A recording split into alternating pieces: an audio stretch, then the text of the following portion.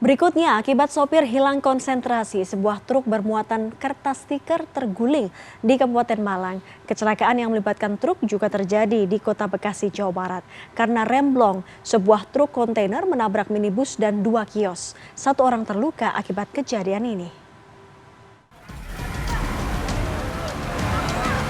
Sebuah minibus ringsek dan 2 kios rusak parah ditabrak truk kontainer di turunan flyover Kranji Jalan Jenderal Sudirman, Kecamatan Bekasi Barat, Kota Bekasi, Senin sore.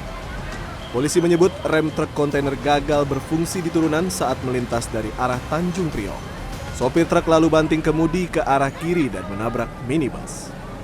Truk yang hilang kendali kemudian menabrak 2 kios di pinggir jalan dan terbalik. Sopir truk dilarikan ke rumah sakit karena terluka di kepala akibat terjepit di kabin kendaraan. Sementara penumpang minibus selamat meski mengalami syok. Anggota Satlantas Polres Metro Bekasi Kota dan petugas Dinas Perhubungan Kota Bekasi menggunakan mobil forklift untuk memindahkan truk yang menutup sebagian jalan. Kejadian ini sempat menimbulkan kemacetan. Kabupaten Malang, Jawa Timur, sebuah truk box bermuatan kertas stiker terguling di perempatan Jalan Raya Karanglo, Kecamatan Singosari, Senin siang. Kasat Lantas Polres Malang AKP Agung Fitriansah menyatakan kecelakaan terjadi karena sopir hilang kendali saat akan putar arah. Sopir dan kernet truk terluka dan dirawat di pos pelayanan Karanglo. Akibat kecelakaan ini, polisi sempat mengalihkan kendaraan menuju Surabaya melalui bypass Jalan Raya Karanglo Singosari. Kecelakaan yang melibatkan truk juga terjadi di Jalan Poros Petosang, Kecamatan Alu, Kabupaten Polewali Mandar, Sulawesi Barat, Minggu siang.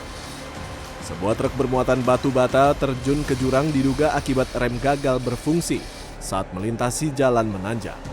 Truk lantas hilang kendali dan menabrak kandang kambing di tepi jalan sebelum akhirnya meluncur ke jurang sedalam 30 meter.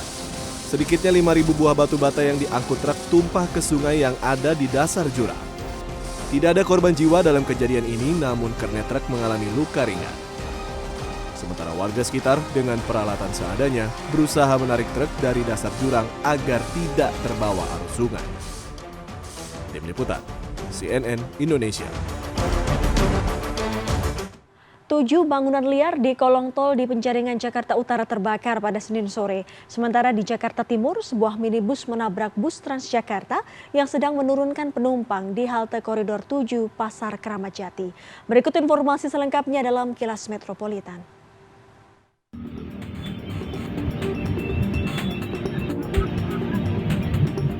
Minibus ini ringsek di bagian depan karena menabrak bus Transjakarta jurusan Terminal Kampung Rambutan, Kampung Melayu yang sedang menurunkan penumpang di halte Koridor 7, Pasar Kramat Jati, Jakarta Timur, Senin sore. Bagian kiri belakang bus rusak akibat kejadian ini. Sejumlah penumpang di dalam bus bahkan sampai terdorong karena kerasnya tabrakan. Para penumpang bus kemudian dipindahkan ke 2 bus lain dan melanjutkan perjalanan. Lalu lintas dari Pasar Rebo menuju Cawang sempat terjadi kemacetan. 7 bangunan liar yang terdiri dari bengkel motor, warung makan, dan tempat tinggal yang berada di kolong tol Jalan Inspeksi Kaliduri, Penjaringan, Jakarta Utara terbakar pada Senin sore.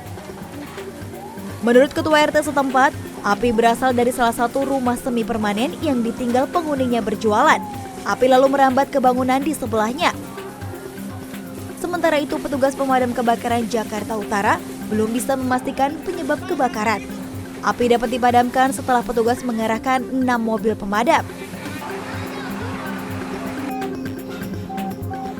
Petugas pemadam kebakaran Kecamatan Pademangan mengevakuasi seorang pria lansia yang menderita sakit dari kamar di lantai 2 rumahnya di Jalan Pademangan 2, Gang 8, Pademangan Timur, Pademangan, Senin sore.